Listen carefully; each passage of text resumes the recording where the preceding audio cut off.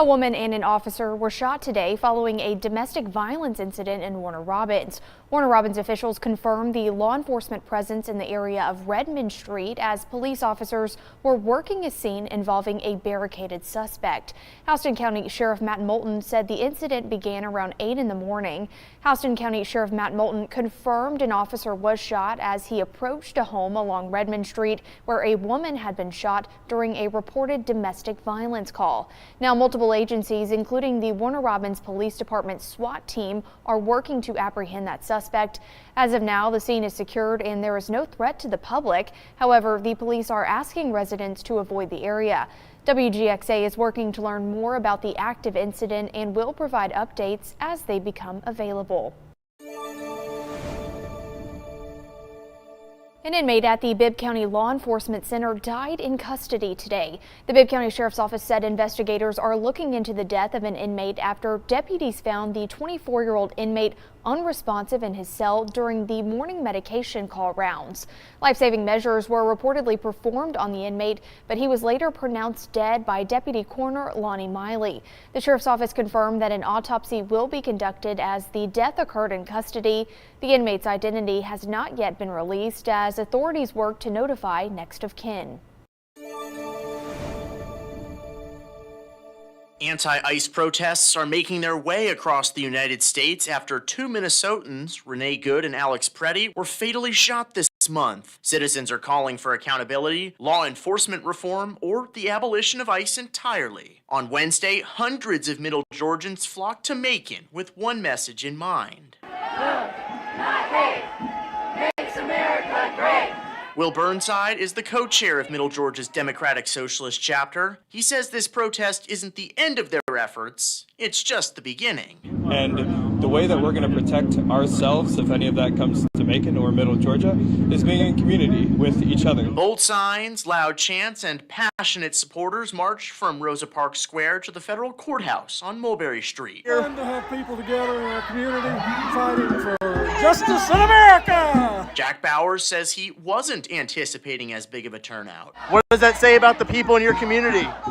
There's more open-minded people here than you think.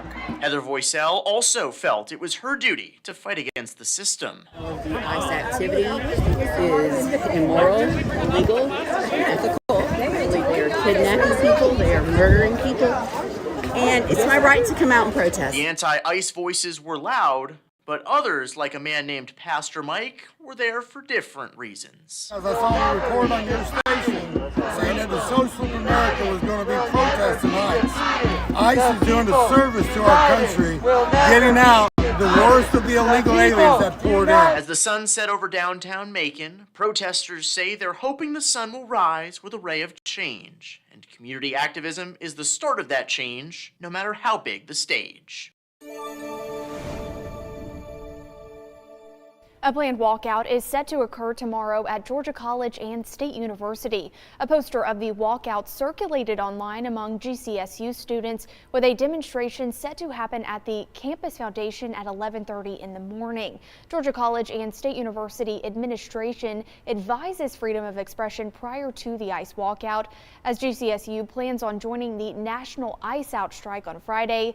The Vice President of Student Life, Dr. Dan Nadler, reminded its students that every member of the university has the opportunity to engage in their freedom of expression rights peacefully. Two people are behind bars after leading deputies on a car chase in a U-Haul. Last Saturday, there was a burglary at Highland Hills Baptist Church, and a U-Haul with an Arizona license plate was involved. Well, on Tuesday morning, the U-Haul was spotted on I-75 headed towards Hardeman Avenue. A Bibb County deputy found the U-Haul there and tried to pull it over, but the driver sped off, running a red light. There was a short chase, and then the driver, Jeffrey Henderson, and passenger Tawny Beal got out and ran. They were eventually caught. Henderson was out on bond for violating his probation for a past burglary and identity fraud. Beal was wanted in Monroe County for violating her probation. Henderson is in the Bibb County LEC without bond, and Beal was turned over to the Monroe County Sheriff's Office. Well, happy Thursday, everybody. Starting out with mostly clear skies earlier this morning. Very cold. We had those mid to upper 20s again. And today we're going to see a mix of clouds and sun. Maybe a few more clouds than sun this afternoon, but it'll be warmer than we've been the last few days. We'll be going to the low 50s. Some of us actually could get up into the mid 50s this afternoon.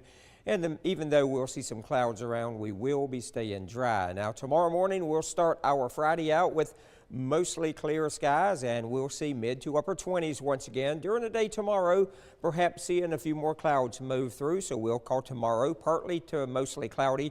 And again, we'll be going up to the low to mid 50s for tomorrow, staying dry tomorrow again. Now, as we get into the weekend, that is where we begin to see some changes. We're going to see some Arctic air pouring back into middle Georgia for the weekend, and then we have a developing low pressure system off the Carolina coast, and that is going to bring in some wraparound moisture around that. So we'll see clouds on the increase, and we'll also, I think, see some scattered snow showers or snow flurries moving into the middle Georgia area, and this could be pretty much any time on Saturday morning, lasting into Saturday afternoon as well. And look at the temperatures now at 9 o'clock Saturday morning. Let's take a look at Macon right now, 31 degrees, and we go on into the afternoon, and we're still sitting in the low to mid 30s and still some snow showers around portions of middle Georgia. Now, we do have a winter storm watch in effect for Hancock and also Washington counties, and that may be extended or could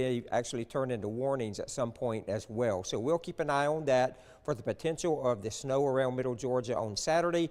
But the good news is, as we get into Sunday, most of that's out of here. We'll get the sunshine back. Now, let's talk about the snowfall potential, possible accumulations. As you can see, the purple shaded area here, and that does include the areas up here, Sparta down towards Sandersville, where we do have that winter storm watch in place. We could see up to 2 inches accumulation of snow there, and then outside of that, we're looking at the lighter blue shaded area here, where we could see those scattered snow showers or snow flurries. But either way you look at it, I think this coming Saturday, we got a pretty decent chance of seeing at least some snowfall here in middle Georgia. Right now, it appears that any impacts will be on the minor side here across our area.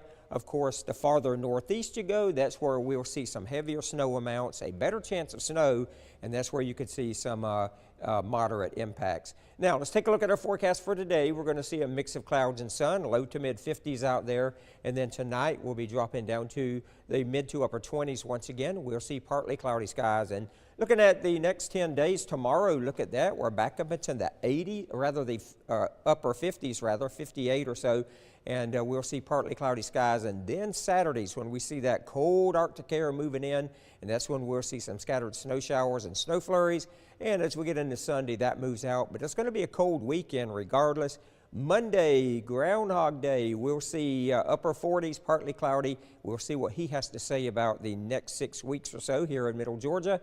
And then as we get into the middle of next week, we're going to be warming right back up to the 50s.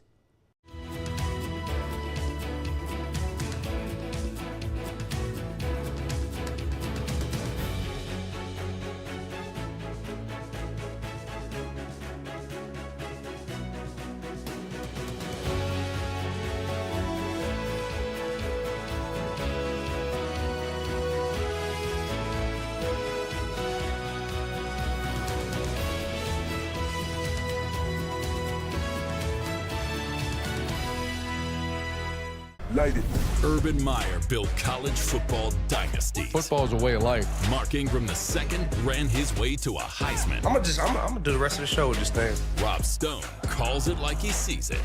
This is the Triple Option, where legends tackle the biggest headlines in college football and the NFL with guests who don't hold back. You're not winning with that owner. Wow. It's football talk that hits harder than game day. The Triple Option, presented by Wendy's, wherever you get your podcasts.